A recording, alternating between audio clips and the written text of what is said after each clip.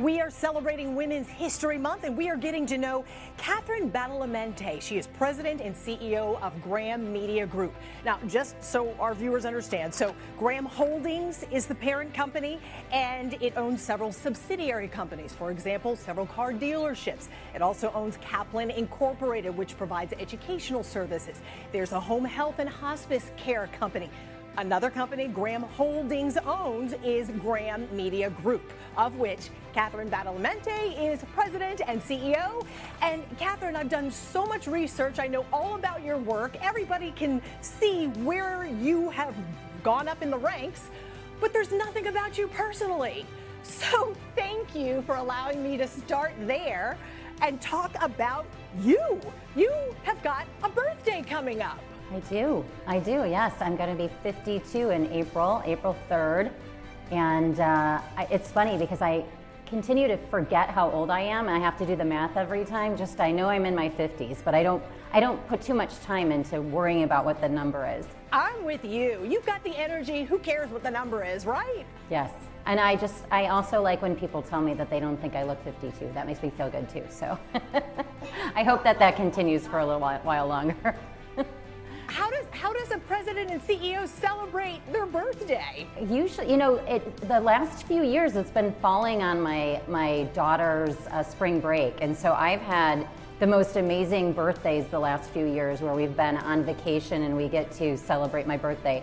This year, spring break is a week earlier, so we'll be celebrating my daughter Amelia's 15th instead. So I'm actually excited to be able to give her a chance to have a fabulous vacation and birthday at the same time. I love it. You said 15. That tells me we just got our permit today for our 15-year-old. So you've got a new driver on the way, and you have got almost a college student. So tell us about your girls. Yes, so Amelia does have her driver's permit, and she's a very cautious driver. She needs to speed up a little bit. Her dad and I are doing that thing where we try to bite our tongue while we're driving, and it doesn't matter even if you're saying speed up or slow down. I've got it. So it's my second child that's learning to drive, and it's exciting and I think exhilarating and also terrifying. My other daughter, Isabella, is, you're right, getting ready to graduate from high school, which has been a whirlwind. I feel like she just started kindergarten, and I can look back at all those years of school, and it just feels like what everyone told me would happen, which is the years flew by. The last 4 years specifically in high school were so fast. I feel like she just started and now she's off to college in the fall. Well, and it's interesting. I love the fact that you are just like the rest of us moms. We got a chance to talk before this recording, and you were on your way to a soccer match. Yes. Lots of my weekends are spent on the side of the soccer field, which I love. I don't ever complain about it. I love watching my girls compete. Isabella plays, well, they both play tennis, but Amelia is a soccer player, and as most soccer parents know, you can spend a tremendous amount of time traveling for travel soccer and spending a lot of time with the other families. It's fun. I absolutely love it. I love competition. I love winning. So it's a perfect place for me to be, which is cheering them on from the sidelines. And you have got even more celebrating coming up. You are also celebrating your 25th wedding anniversary. Yes, 25 years with Michael. Yes, we got married 25 years ago here in Michigan. It's the reason why I actually came back to Michigan, and I can credit him with getting my career started at Graham Media Group, because I came back to be an account executive in 2000. So I started my career here at WDIV as an AE just down the hall from where I sit right now. And it's really interesting. When we were talking, you told me about, and we do it too, a lot of working moms who either work outside the home or inside the home, have that village, that support system around them. Sometimes it's friends, sometimes it's neighbors. With you, it's been family that's been your support. It's true. I have been very lucky to have both of my mother and father, and my mother-in-law and father-in-law. They both live less than 5 miles away from me. I intentionally moved closer to them so that I had possibly, I think, the best childcare that money can't buy. I'm super lucky because I was able to stay in Michigan to have my children, frankly, be taken care of by family while I've been working and pursuing my career. So it's been a huge gift to me, and I know how lucky I am just because I see so many young families having to make some difficult decisions when it comes to how are we going to be taking care of our kids. I think I shared with you when we were talking earlier that my former boss, the person that I actually replaced, Emily Barr, our former CEO, she allowed me to stay in Michigan instead of moving to Chicago where our corporate headquarters were, and that was probably the biggest gift that anyone ever gave me because I was able to stay here, stand up our new digital team.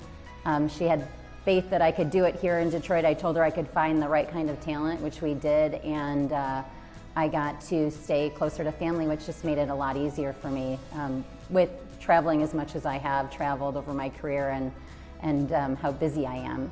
And then I have a fantastic husband that I love to talk about the fact that he makes 99% of the meals, probably 99.9%. He's the one who has a little bit more freedom to be able to go pick up kids from school and definitely takes the majority of our carpooling responsibilities. And he does it without complaint, totally supportive of everything that I've done over the years, and it's made it so that part of my life is when I don't have to worry about as much, and it just is just a huge sense of comfort for me, and I just know how lucky I am because I have that family and friends surrounding me and taking some of the work off my plate when it comes to taking care of my children. And there's got to be some kind of balance in there. So, you're being pulled this way by kids and family and trying to spend as much time as you can. And of course, the work is very demanding. So what do you do? How do you get that Zen time? Zen. I don't know if I think I don't have a lot of downtime, but I think that that's probably the way I like it. Downtime, I think, makes me anxious and wondering, I have a hard time relaxing.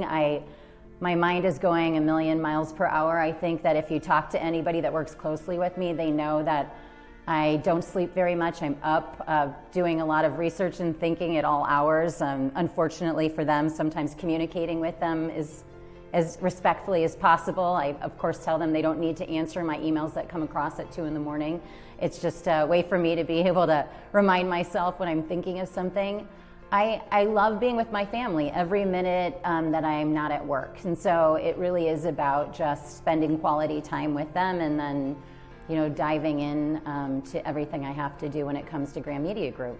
So it's a good balance. Like I said, I have a lot of people helping support me, but it, just like a lot of working moms, there are times when I can't make it to certain school events. The 3 o'clock events are really difficult for me, so their father has had to play a big role in being the parent that's there as much as possible.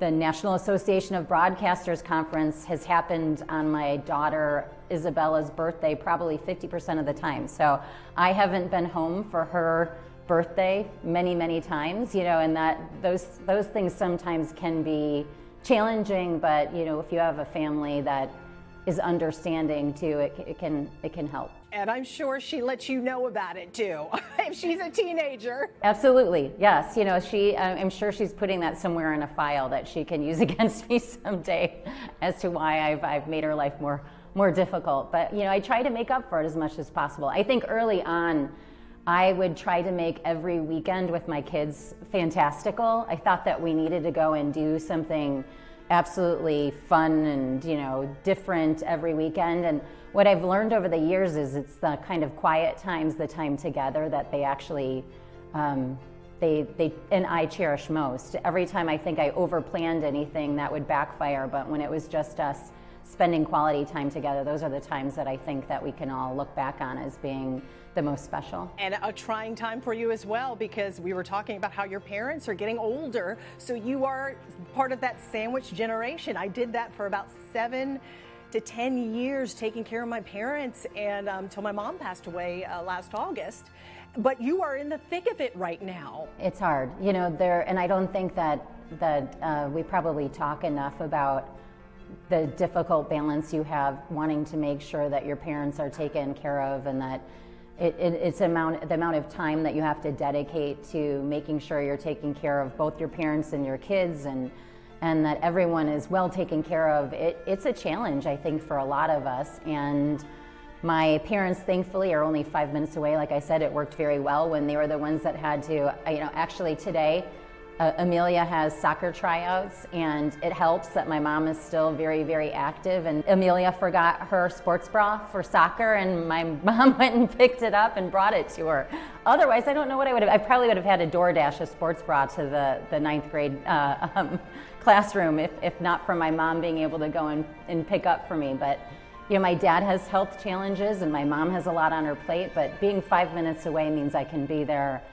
Or my husband can be there in 5 minutes if we need to be, which again is a huge blessing for us. And it sounds like you put 100% into your family, 100% into work, and it really does remind me of one of the namesakes of our company, Katharine Graham, who, and it's very interesting, her story. There's a new documentary out right now called Becoming Katharine Graham. So her father owned the Washington Post, and he turned it over when the time came to Katharine, his daughter's husband, Phil Graham. But when Phil died, Katharine had a choice: either run the business or sell it. And she knew nothing about it. In this documentary, it's really cool to hear her talk and be so open and vulnerable about how she says she got into this accidentally. But she did it. She had to make a lot of tough decisions. She had to have that balance. I know you got a chance to see that documentary. What are your thoughts about her? You started with Graham Media about a year before she passed, and I was with the company a few years before that. I never got a chance to speak with her, meet her. But do you try your best to carry on the core values that she said? Company, she was all about the company and telling the truth and holding people accountable. So the documentary Becoming Katharine Graham is absolutely fabulous. I hope everyone takes a chance to watch it. I have not had the chance to sit down with my almost 18-year-old and have her watch it, and I'm excited to do so. I got to go to DC to the premiere. There was a premiere at the Kennedy Center with Warren Buffett and Don Graham, and I was lucky enough to be able to view the premiere of the film with all of them, which just made it extra special. I think that the overwhelming message that I get from it, first of all, like you said, she was an almost accidental CEO, right? She never intended to take on that really important role in the company, and she even said that at the time that she had to take on the position, that she felt like she would be maybe do it for a year or so and then turn it over to her son. And that's not what happened. She was the first female CEO of a Fortune 500 company.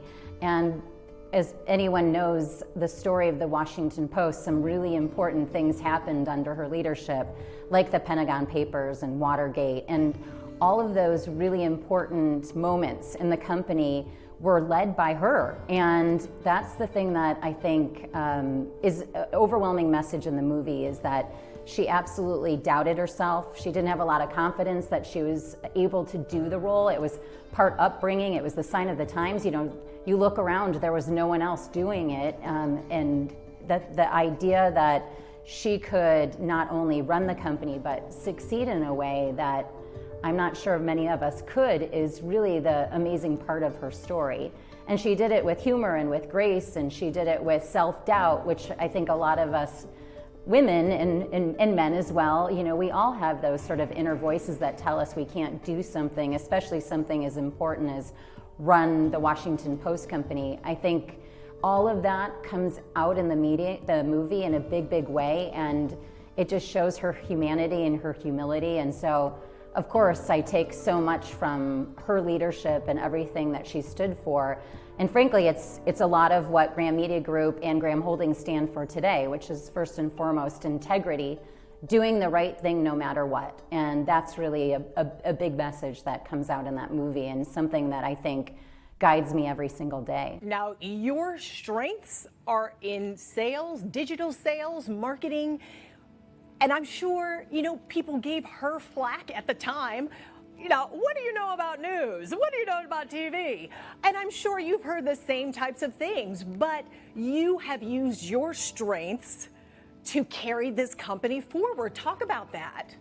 So yes, I started out as a salesperson. My first job out of college was a broadcast TV salesperson for the NBC affiliate in Cleveland. And then, as I said earlier, when Michael asked me to marry him, I moved back home to marry him and come back to Michigan. And so that's when I started my career at Graham Media Group, which was the former Post-Newsweek stations. The thing that I learned, and I always chalk this up to one of the reasons why I've had success in my career, is an overwhelming sense of wanting to provide the best customer service possible.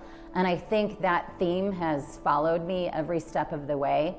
I shared that, right now, Graham Media Group really has 3 really important customers, and that's number 1, our employees. That's our internal customer. We have our customers like our clients and the people that we sell advertising to and the agencies that we work with every single day. And then of course we have our audience, which is the 3rd customer. And overwhelmingly, I want us to always listen to the customer and make sure that we are trying to satisfy their needs. I think any business that focuses on the customer and puts them at the center of everything that they do, that they will be successful. It's hard sometimes. You have a lot of different voices coming through to you at all times, but if you focus on the customer's voice and the things they need most, I think that it'll help lead you to be a quite successful company. So my focus on great customer service, I think, has served me well over the years. And to your point about my experience, I sold digital advertising quite well when a lot of people weren't, and that's what led me to run the overall digital part of our business. So it wasn't just digital sales, it was technology.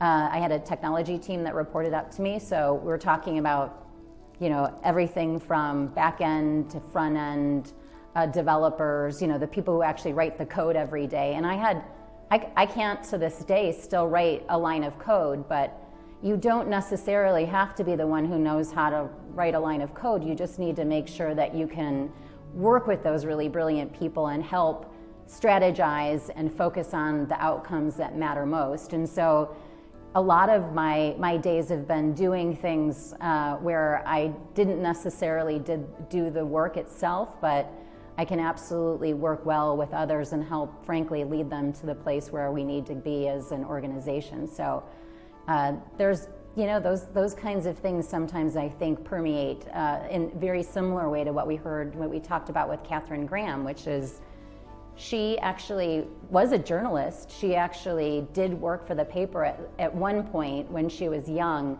but her early years were really spent at home being a mom and frankly a socialite. So there wasn't a lot of being in the trenches in the early days, but you can tell just from her story and the decisions she made and the success that came to the Washington Post that she didn't necessarily have to do all of the jobs in order to actually create a successful company. Also a challenge. We saw in this documentary how it is a fine line. There a lot of politicians, a lot of people in power, a lot of people who make decisions aren't necessarily fans of the media. And there was a time when the government tried to shut down the Washington Post. So that is something that many employees, many of us are not privy to, those conversations that happen that I'm sure you have to deal with.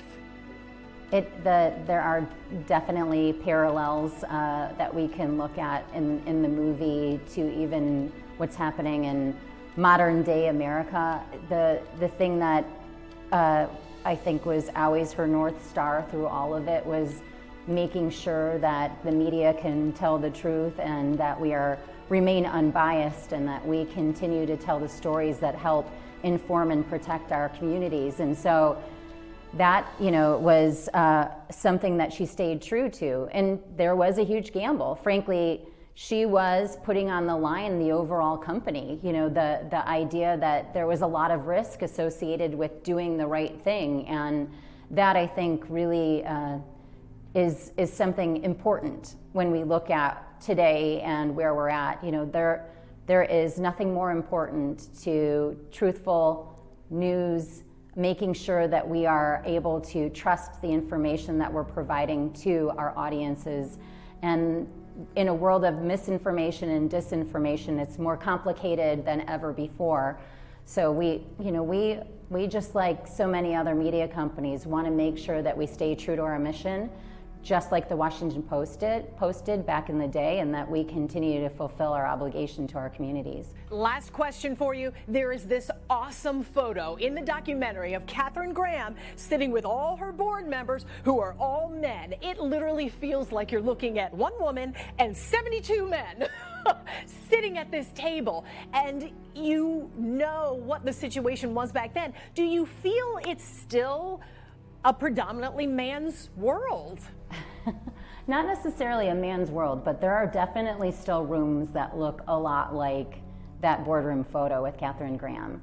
And that's a reality, you know, and I have, throughout my entire career, I've never spent a lot of time thinking about those rooms, but when you suddenly are thrust to be actually a part of a room like that, that's when reality hits, I think, and you look around and you realize that you're possibly the only person that looks like you in the room. So those things absolutely still exist. I've been to many media events where I am the only female CEO, where I am the only voice in the room that is coming from a female perspective.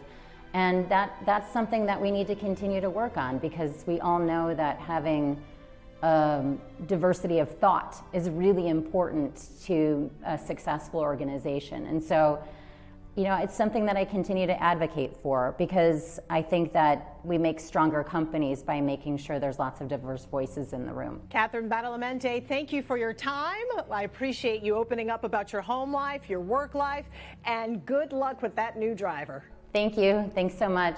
Same for you. I know that we both share new drivers, so we can share notes.